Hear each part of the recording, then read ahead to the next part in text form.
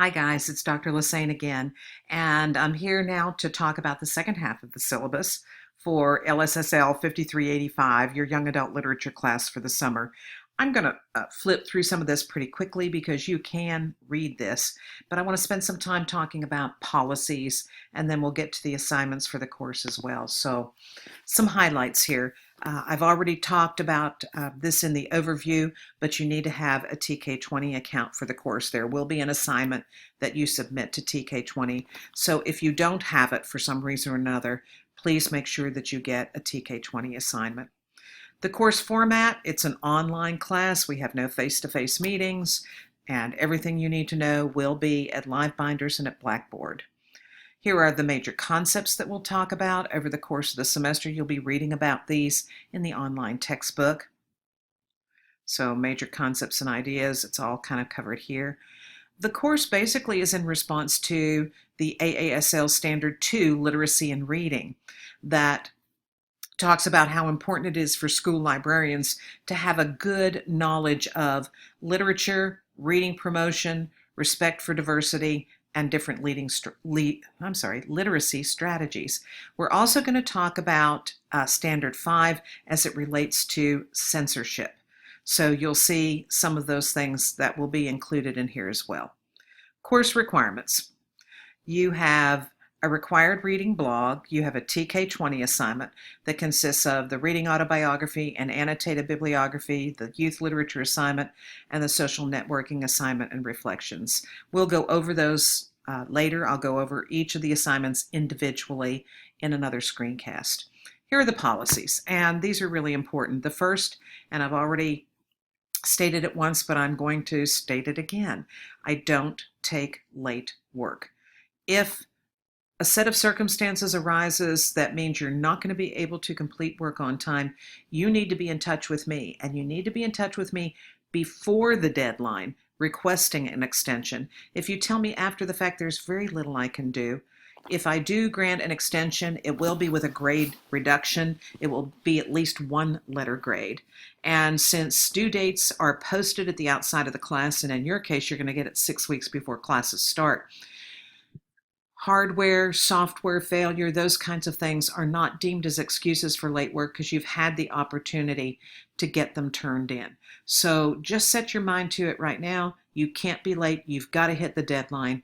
And remember that when you submit things to Blackboard, it puts a timestamp on it, so I know whether or not it was submitted on time. Please make every effort to turn in work on time.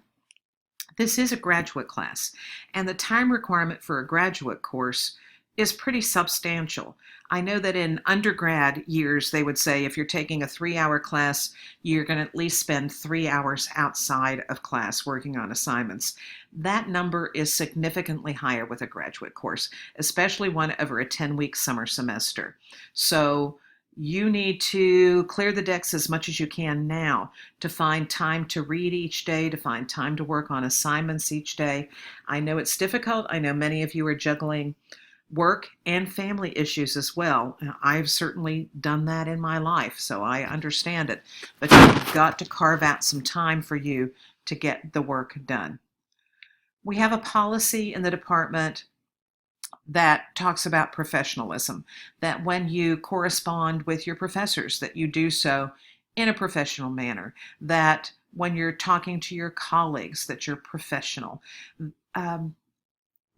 It's really important that as you move along in your career to becoming a school librarian, that you are the most professional person you can be. That doesn't mean that we're not human beings. That doesn't mean that we don't have a lot of fun. It just means that when we're communicating back and forth with one another, we try really hard to maintain professionalism at all times. Plagiarism, I shouldn't even have to say this in a graduate course, but plagiarism is a really serious offense. If you are plagiarizing someone else's work, or if you're copying from a website and passing it off as your own, I will report you to the dean. You probably will be dismissed from the program, and you definitely will fail this course. So it's really important not to plagiarize your work. Cell phone policy doesn't apply to you, but I have to put it in the syllabus anyhow, so please don't take a phone call if you're ever in class with me. Benchmarks. The TEA has benchmarks.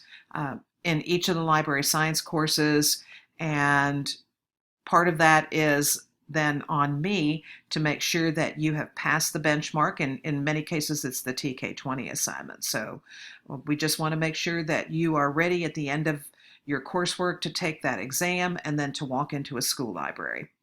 If you have a disability, please understand that you may be allowed special circumstances, and here's the number to contact, and you can certainly talk to the Office of Services for Students with Disability. We are accredited by NCATE, now called CAPE, and here's our accreditation citation for you. This is the College of Education Conceptual Framework. Here's our DDP. These are things that you don't really need to have a lot of information on in order to be successful at the course. So I'm kind of flipping through it. You can see there's a nice chart there that talks about how we're meeting all the different standards and DDPs at the state and the national level and what it is you're doing for that. And finally, here we go. This is how you get your A, course evaluation. You will write a reading autobiography. I will have a screencast on this particular assignment and just this assignment, and you'll see it here once it's recorded, and it talks about what it is that reading autobiography should be. It's worth 100 points. So you'll also be blogging. You're going to create a blog site. If you have one you created for, let's say, 5360 or another course, you can certainly use that. Just make sure that you start marking things for 5385. And you'll be blogging the 25 books you're reading for the course. Those will go there. Again, there'll be a screencast about this. As you read the different chapters in the textbook, you'll be summarizing the content and adding a reflection on what you learned from that content and how it will affect you and how you read and evaluate young adult literature and work with kids. That also is worth 100 points. All of these assignments are equal weight. You'll be doing a two-part social networking activity. One involves Twitter and following people on Twitter, and one involves a Twitter chat, and we will post the date for that down the road a bit. It's a little too soon to set that date, but it'll be from 7 to 8 p.m. Central Time, probably on a weekday since it's summer, and you'll get more information about that later. And finally, you have a TK20 assignment that you will be doing, and it too is worth 100 points, and here are the things that you have to do, and I will talk about that one in a separate screencast. Here are your due dates. They're also a separate tab, remember, up here at Live Binder, but they're also here in your syllabus so that you can find them at any time. Your first assignment is due June 7th, which is just about a week after the course starts, but it is, I think, simple enough to make that deadline. And then the rest of the deadlines are stretched over June and July, with the final one, the TK20 assignment, August 1st. My grading and scores need to be turned in by August 2nd. So August 1st is the absolutely last that I can take an assignment with TK20. So make sure you're aware of those. You have 500 points possible in the course. To get the A, you make 90% of 500 points, which is 450. That's the math. That gives you wiggle room in every assignment to miss a few points here and there. You can miss 49 points before you're looking at a B.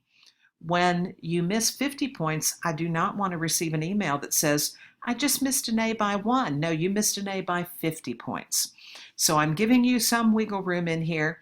The B is 80% of 500, the C is 70% of 500, and anything below that is failing.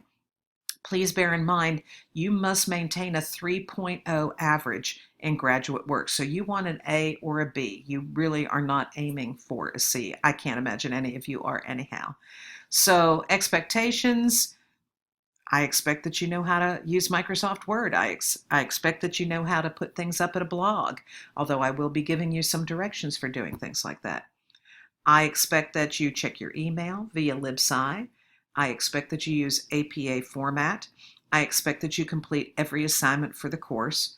And I expect that you attend the one chat that we're going to have.